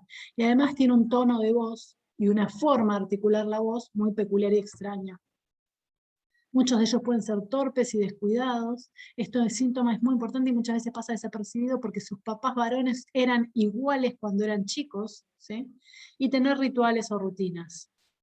Bien, hasta acá la Biblio es el DCM, ¿sí? Manual Diagnóstico y Estadístico de los Trastornos Mentales. Pero yo les dije que les iba, sí, ahora lo paso, ahora paso ¿cómo se llama? Ay, se me hizo una laguna. La página que dije del video glosario. Ahora se las tipeo y se las copio acá. Lo primero que vamos a hacer es, les voy a compartir son 4 guías de buena práctica. Para el diagnóstico es una, y la otra es para el tratamiento, es otra, de los trastornos del espectro autista. Yo creo que son 2 textos, los 4 son buenos. Una es diagnóstico, otra es tratamiento, otra es detección precoz, y la otra es investigación. Las 4 son súper importantes y grosas, son de 2006, de Artigas Pallarés y otro grupo. Gracias, Claudia Figueroa. Hola, ¿cómo andás? Esos 4 textos los tienen que leer cualquier persona que trabaje con esto, pero esos 2, bueno, para no apabullarlos con información, esos 2 son muy importantes. Una es para el diagnóstico, otra es para el tratamiento. En la guía del diagnóstico van a ver cuáles son los pasos que hay que hacer para arribar a un diagnóstico, siempre y cuando conviene que recuerden que el diagnóstico se hace con técnicas adaptadas al medio, cosa que en la Argentina no hay. Y el tratamiento, lo que van a ver en esa guía, esperen que no sé cuál compartí la del tratamiento, esperen, les comparto la del diagnóstico. Les comparto el enlace, cópienlo ya, porque cuando se va el chat el enlace desaparece, pero si no, pero les digo el título para que los conozcan, es Guía de buena práctica para el diagnóstico de los trastornos de espectro autista, y la otra es Guía de buena práctica para el tratamiento de los trastornos de espectro autista. Esas 2 guías son revisiones, en realidad cada una es una revisión sistemática de lo que hay producido hasta ese momento en la comunidad científica. ¿Qué quiere decir esto? Que, por ejemplo, la guía sobre tratamientos es un metaanálisis de todos los tratamientos que había en el momento que hicieron la guía. Todo lo que había trabajado, todo lo que había en cuestión sobre el tema, ¿sí? Y ahí en esa guía lo que dice es qué tratamientos son eficaces, cuáles no, y de los que no, cuáles hacen daño y cuáles no. Eso es muy importante que ustedes como profesionales lo sepan, ¿sí? Bien, esas son las 2 guías que son sumamente importantes para que conozcan. Lo otro que quiero pasarles son 3 páginas web.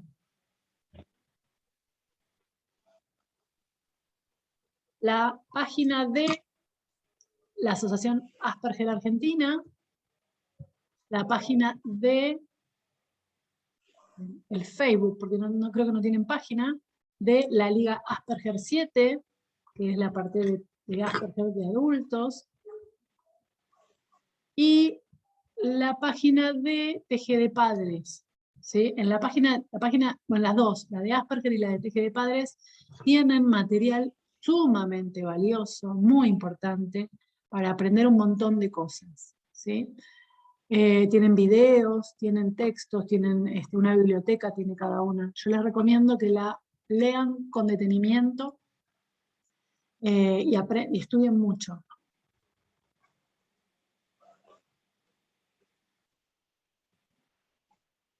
Espérenme.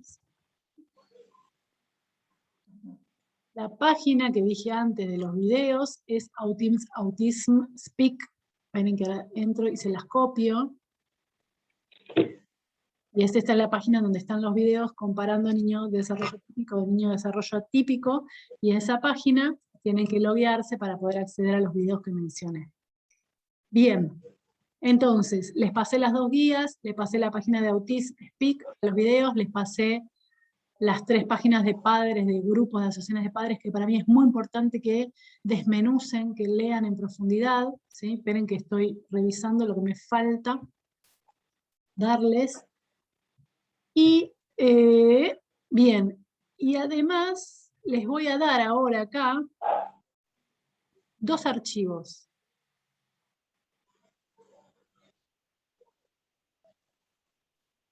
Esperen que los encuentre, acá está. Ana. En estos 2 archivos les voy a copiar una carta de el díptico de la Asociación Asperger y una carta de la presidenta de Karina Herrera, que es la presidenta de la Asociación Padres y Prestadores de nuestro país. ¿Por qué? Porque yo cuando me convocaron para esta charla les dije, escribí a varias asociaciones de padres y ellos me contestaron diciendo, yo les pregunté, bueno, ¿qué quieren que se diga? Porque me parece que son los que tienen que tener parte de la voz cantante. Nosotros podemos aportar información desde un aspecto, pero ellos son la parte más importante en la vida de sus hijos. ¿Sí? Entonces me parecía importante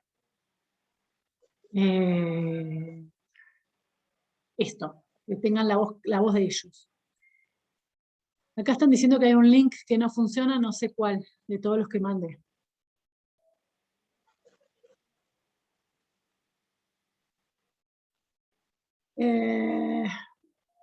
Sí, se puede hacer una charla con padres, sí, por supuesto que se puede hacer una charla con padres, si quieren la organizamos. Bien, déjenme avanzar con lo que me falta decirles y después vemos.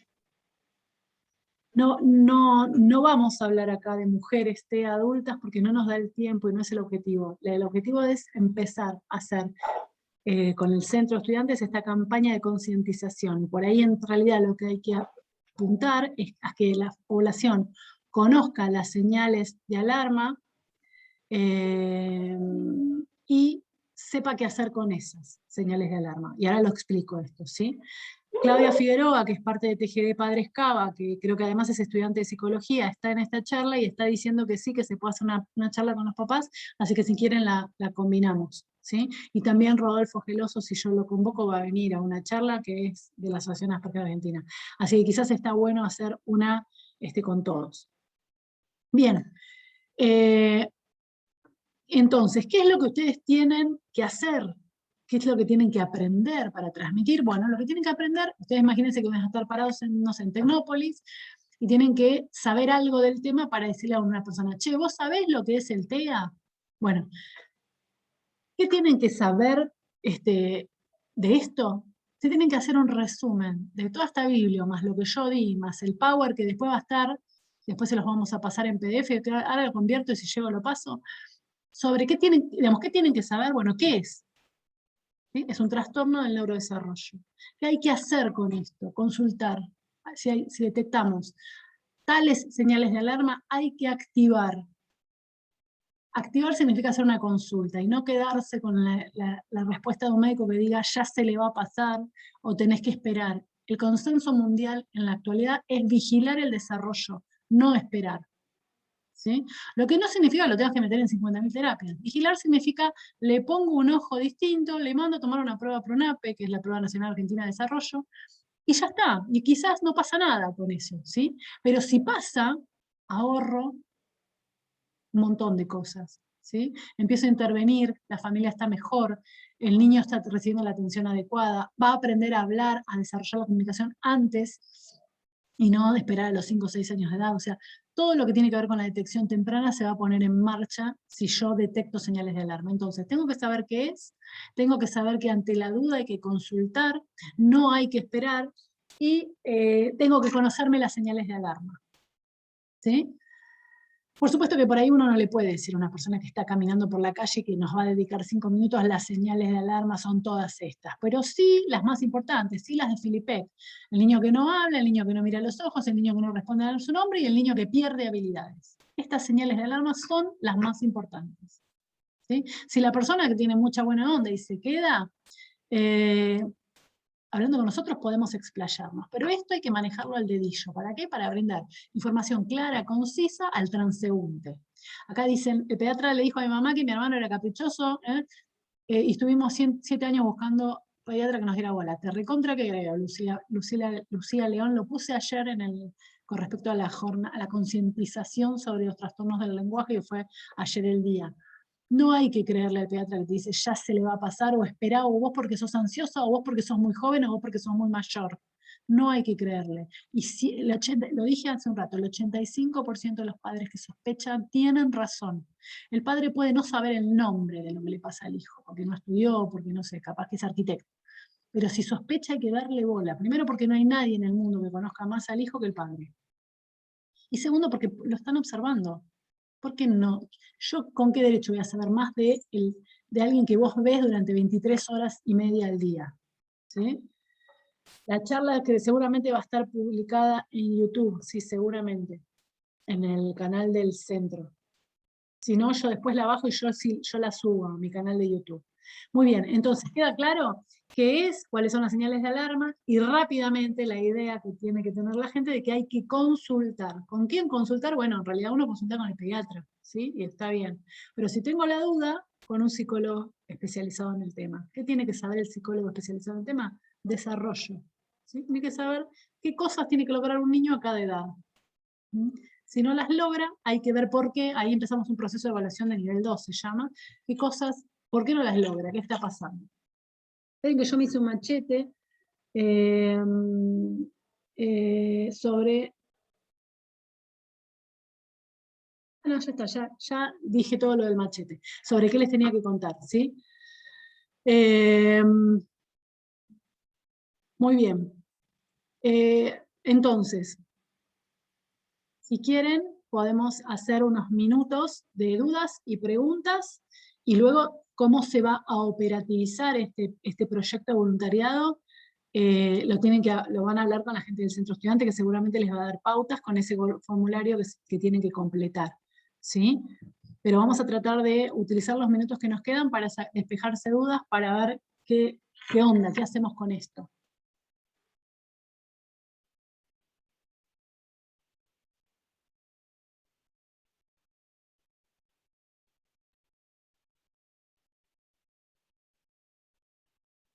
¿Dudas?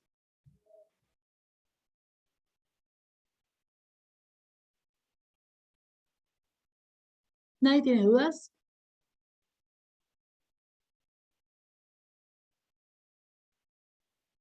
Ay, se me tildó. No puedo salir de la página. Voy a dejar de compartir. No me deja dejar de Si compartir. querés te puedo leer un par de preguntas, Ana. Ah, dale. Preguntan si las maestras tienen conocimiento también de las etapas del desarrollo, digamos, y también preguntan si el PowerPoint vas a pasarlo en alguna plataforma. Seguramente el PowerPoint, porque tiene las señales de alarma. Yo muchas veces, los que me conocen saben que yo comparto todo el tiempo la información. A veces no puedo compartirla porque forma parte de proyectos de publicación. Este PowerPoint yo lo modifiqué, y además, porque por ejemplo lo que tiene que ver con lo que doy para Chile, tiene, digamos, yo cedo derechos. Este PowerPoint lo modifiqué bastante, así que voy a pasarlo a PDF y lo voy a compartir. Supongo que se los mandarán. por un correo, ¿sí? Por el que dejaron. Así que yo me comprometo a eso, resolverlo. Las maestras saben bastante poco. En la escuela de discapacidad, las maestras de educación especial se enseña bastante poco de lo que es desarrollo y de lo que es desarrollo en TEA. Así que sí, es una deuda que tenemos pendiente. La mala noticia es que cuando yo empecé a trabajar como maestra en el año 91, ya se decía que las maestras no estaban formadas. Pasaron 30 años y siguen sin estar del todo formadas. Así que es muy complejo el tema de las maestras, ¿sí? No sé cómo se va a resolver. Deberían ponerse medias pilas, no lo digo mal a las maestras, pero es una realidad. Los niños tienen derecho a ir a la escuela común y si yo no sé trabajar con todos los niños, hay un concepto muy bonito que es el de neurodiversidad, debería preocuparme por reclamar a quien me tiene que formar que me forme, y no expulsando al niño. El niño tiene que ir a la escuela común, porque las trayectorias escolares determinan el futuro de las personas. Entonces, siempre, siempre, siempre apuntar a escuela común, siempre. Después, si la vida demuestra que no se puede, eso es otro cantar, porque ahí lo que estamos haciendo es atender a la necesidad del niño. Pero desde el vamos tiene que ir a la escuela común porque tiene derecho tiene los mismos derechos que los otros niños, tanto que nos rasgamos las vestiduras hablando, defenestrando el concepto de normalidad, pero por algunas cosas el concepto de normalidad lo usamos en desmedro de estos niños, ¿sí? Esperen que habían dicho otra cosa más que era muy importante. ¿Hay distintos grados de autismo? Sí, hay distintos grados de autismo. Piensen que este curso no es un curso de profundización en autismo, es un entrenamiento corto para que puedan salir a la calle a hablar en términos generales. ¿Por qué? Porque por ahí preguntaban la diferencia con TEL, con trastorno específico del lenguaje. En realidad la sigla TEL es una sigla clínica, como antes era TEA. TEL no figura en los manuales, lo que figura en los manuales es trastornos de la comunicación, que es otra cosa y tiene unas diferencias. No importa, hay un diagnóstico diferencial con los trastornos del lenguaje, se llamen como se llamen. Pero no lo podemos dar en este curso, porque no es un curso de diagnóstico diferencial, ¿sí? A grosso modo, hay prerequisitos de la comunicación, cosas que hacen los niños antes del lenguaje verbal, que son las que un profesional entrenado mira en una consulta, ¿sí? Como por ejemplo la imitación verbal y no verbal, el contacto visual, la intención comunicativa, el gesto de señalar, la atención conjunta, no me acuerdo qué dije, la noción de objeto permanente, la noción de medios y fines. Esos prerequisitos del lenguaje, los profesionales que estamos entrenados lo miramos, pero eso es para un diagnóstico diferencial. No tiene mucho sentido que lo veamos en un curso que tiene que ver con que ustedes aprendan mínimamente cosas para salir a la calle a que la gente tome conciencia sobre el cuadro. Probablemente podamos hacer otros encuentros sobre otros trastornos, pero bueno, es otro tema, ¿sí? La intención comunicativa, decían ahí, sí, lo dije, es algo que está alterado en TEA y que por supuesto hay que trabajarlo. Justamente es la primer pata del tratamiento, ¿sí? Que los niños entiendan la fuerza y la importancia que tiene la comunicación. Bien.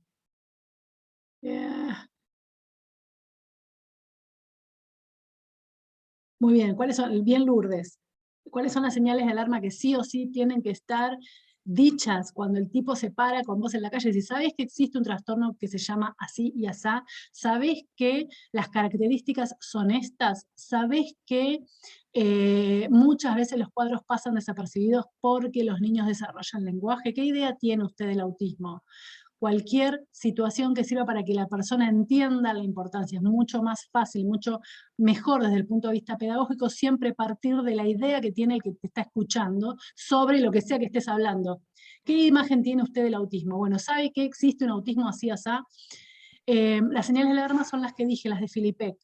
La ausencia de contacto visual, la ausencia de gesto de señalar, la ausencia del lenguaje y la pérdida de cualquier habilidad. Esas son las señales de alarma que a grosso modo tienen que poder transmitir. Si además la persona en cuestión se queda charlando con ustedes, ustedes pueden hablar de señales de alarma por edad, por ejemplo, o según otros autores, o hablar de que el Asperger pasa más desapercibido que el autismo porque desarrollan lenguaje y tienen buen nivel cognitivo. Pero todo depende del intercambio que se dé con la persona que para en la calle.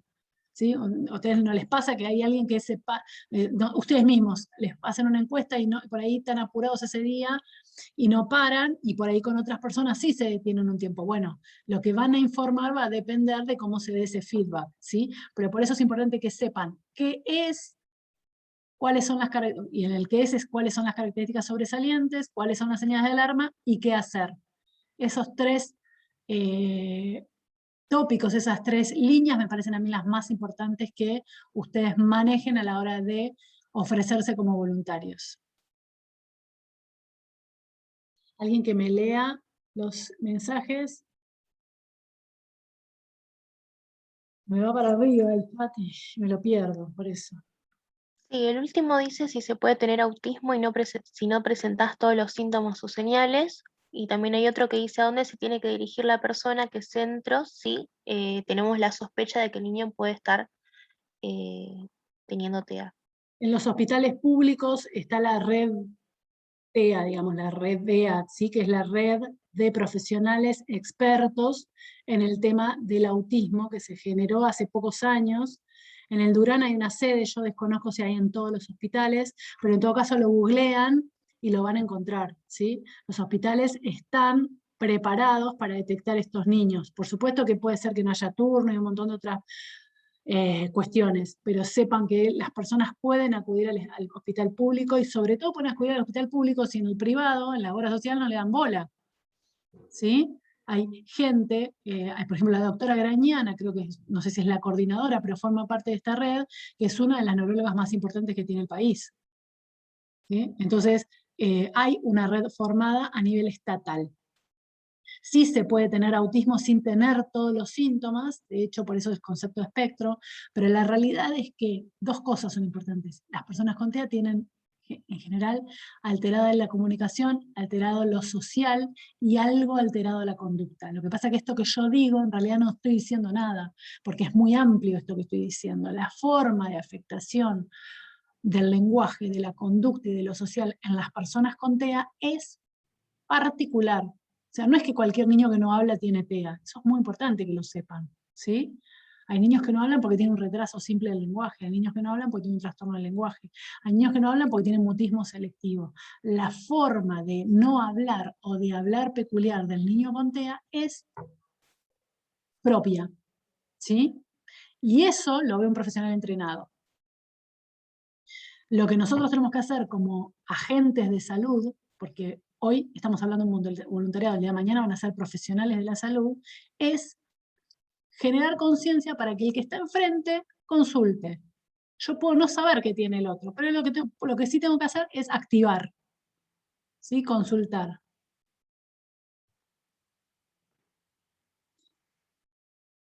¿Qué más?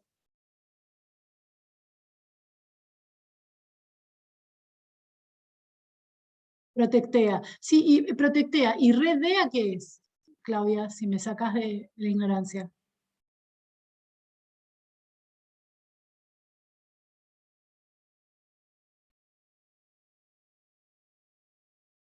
Claro, pero ¿cuál es la diferencia con Protectea sería?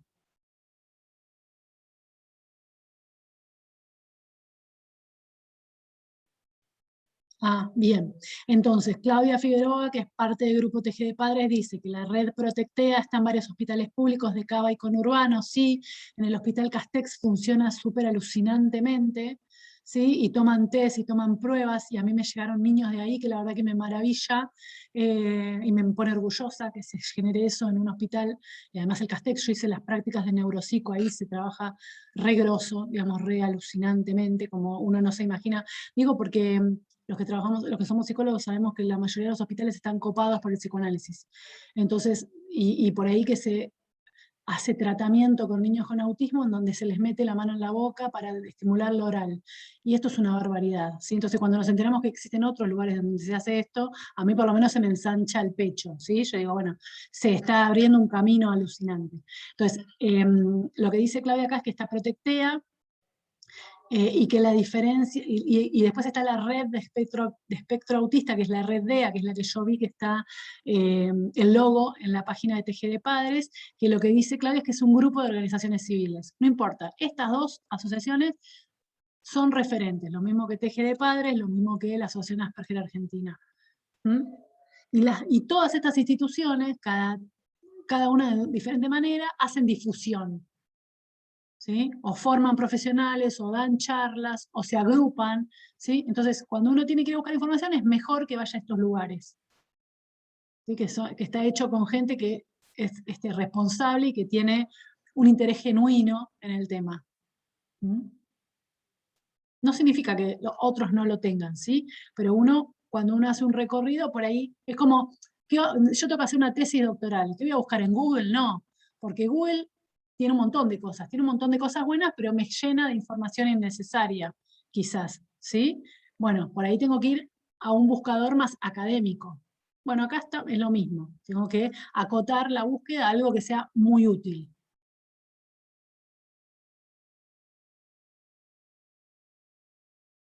Bien. ¿Es hereditario? No el concepto de hereditario es un concepto confuso.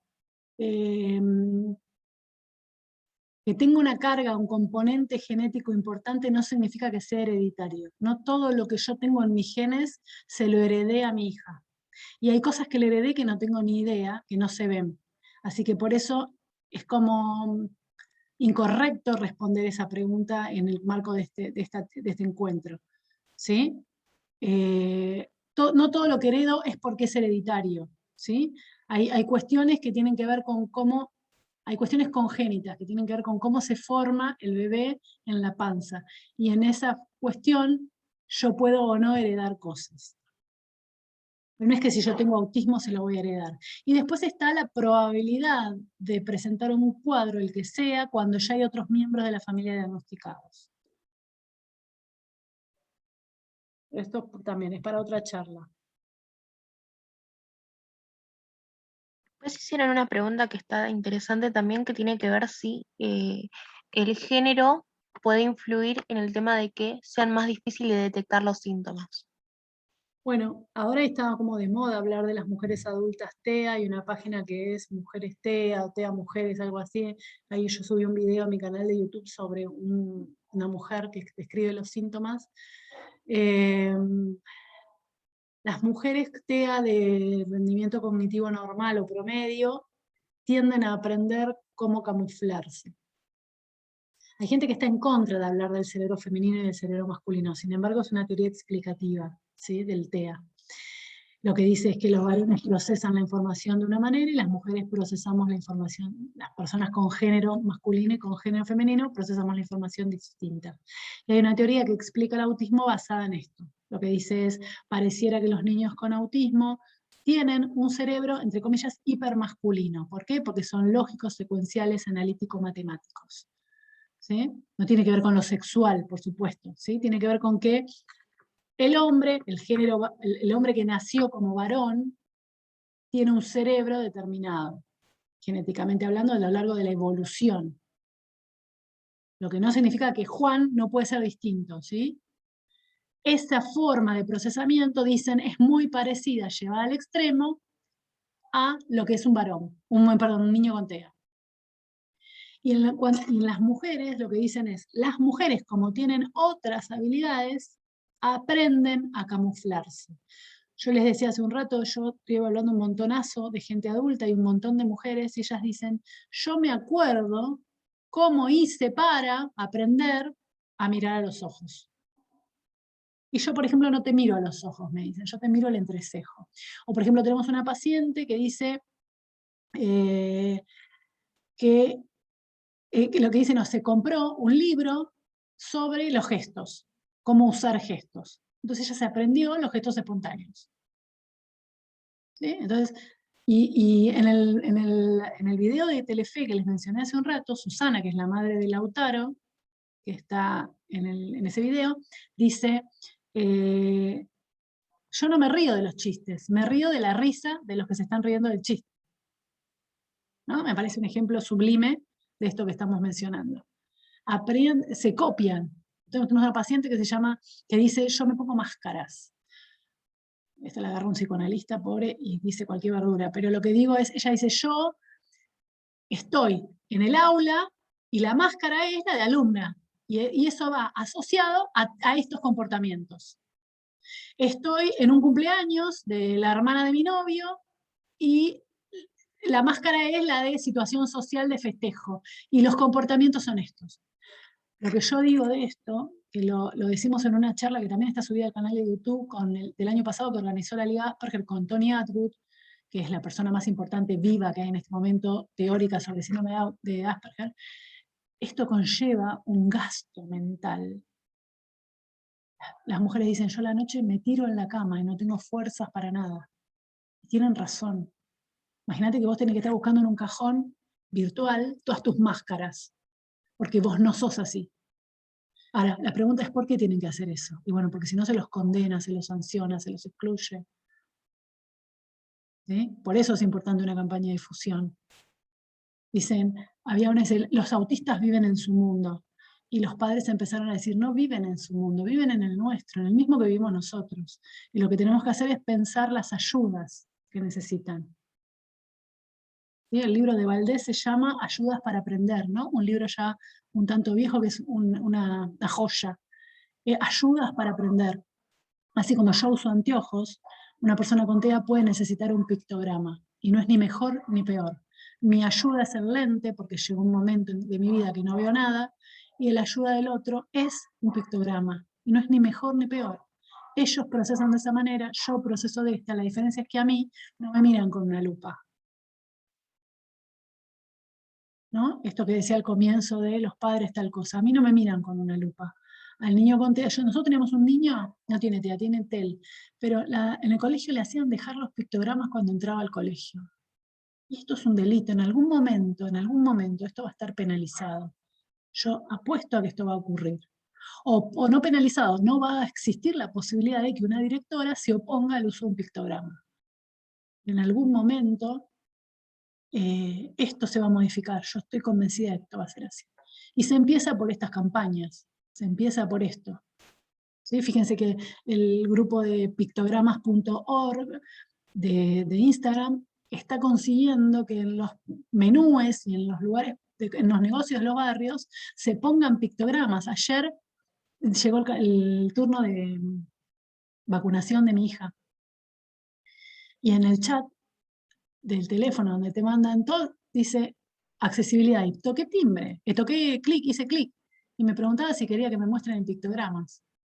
Yo casi me pongo a llorar, porque me parece alucinante.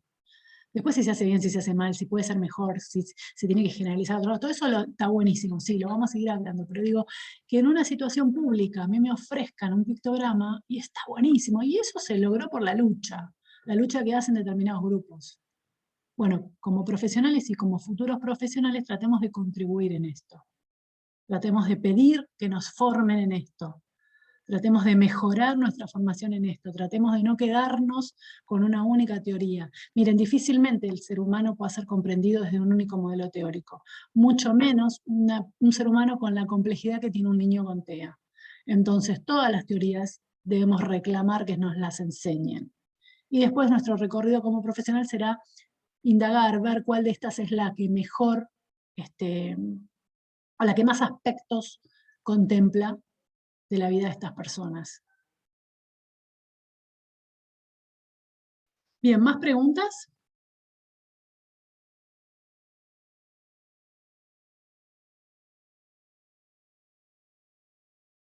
¿No? Bueno, espero que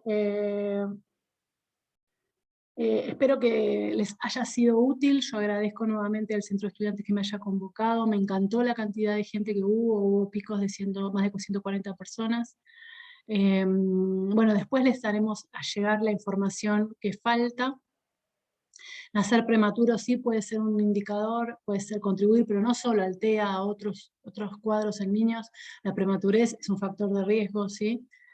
Las 4 guías no, se facilitaron 2 guías de buena práctica, pero las googlean. Guía de buena práctica para, diagnóstico es una, tratamiento es otra, detección temprana es otra e investigación es otra. Las guías, las googlean, ponen guías de buena y ya les aparece.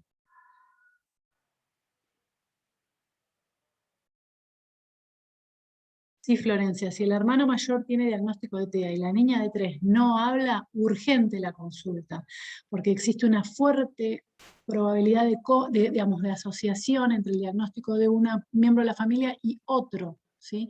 Y está comprobado que cuando hay un miembro de la familia con TEA, puede haber otro con otro TEA o con trastorno del lenguaje. Son los más la asociación, la concurrencia más frecuente. Así que no pierde nada consultando. Entiendo que esa familia debe tener miedo de tener un segundo familiar con estas características, pero siempre es mejor la consulta, urgente. Urgente. Bien, los que quieran estar en contacto conmigo me buscan en @centroquia en el Instagram, ¿sí? Si no hay más preguntas, terminamos por hoy, me escriben. Ana, te Hermoso. agradecemos muchísimo por la Escribimos. charla desde el Centro de Estudiantes. La verdad que es una temática recontra importante que vemos muy poco en la carrera y que se puedan fomentar estas actividades de concientización como hemos hecho alguna otra vez, enriquece muchísimo nuestra formación y también te da muchas ganas de seguir adelante, ¿no? Sí, Así que la totalmente. verdad que te agradecemos muchísimo, estuvo muy buena la charla y creo que todos aprendimos un montón. Y también te da más curiosidad de seguir adelante con esto, ¿no? Claro, Así que y de parte de los chicos, yo siempre te digo que agradecemos muchísimo. el que sabe trabajar con TEA sabe trabajar con otros niños y que las técnicas que se implementan en TEA aparecen y sirven para otros niños. Ahí veo a María, hoy nos vimos al mediodía, María Milano García. Nada, se van cerrando los círculos, sí, sí. Requiere mucha formación, requiere mucha responsabilidad, como dije al principio, pero además es un campo sumamente rico. O sea, cuando uno implementa una técnica de conducta, de modificación de la conducta con un niño con TEA, esa técnica sirve para todos los otros niños que nos consultan y para el marido que tenemos en casa. Así que es muy importante aprender esto, ¿sí? ¿Pero por qué? Porque esto que cuento en chiste es porque son los principios básicos del aprendizaje de toda la historia de la humanidad. Entonces, aprender sobre esto nos sirve para tener un recorrido profesional más vasto, digamos, más completo respecto de trabajar con otro niño que por ahí no tiene TEA, ¿sí? Totalmente, y también es una forma de respetar a nuestros futuros pacientes teniendo la formación adecuada. Claro, Así tal que cual.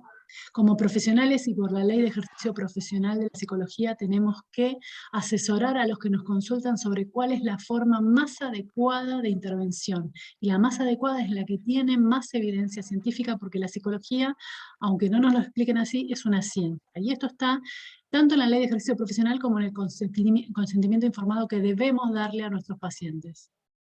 Entonces yo puedo decirle a una mamá, mira, si vos querés hacer, no sé, las dietas, si querés consultar con una bruja, yo la verdad que te apoyo, porque está bien, vos como mamá lo podés hacer. Pero uno como profe, y yo como mamá también haría un montón de cosas. ¿Sí? Ahora, uno como profesional no está parado en el lugar de mamá. Y la obligación es la ley de ejercicio profesional, que es la que rige nuestra actividad. Y entonces yo te puedo decir, che, mira, vos hacé lo que quieras, yo te informo esto, y está bien. Es la diferencia en el rol, y está perfecta esa diferencia. ¿Sí? Pero sería muy grave que uno no ofrezca o no informe sobre lo que hay que hacer siendo profesional. Y por eso les compartí las guías.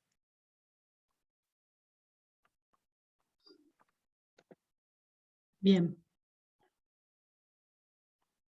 Ahí veo nombres de gente que ya es del club de fans. bueno, les recuerdo nuevamente a los chicos que por favor se inscriban en el link de asistencia, así les puede llegar la clase grabada, ¿sí? Bien.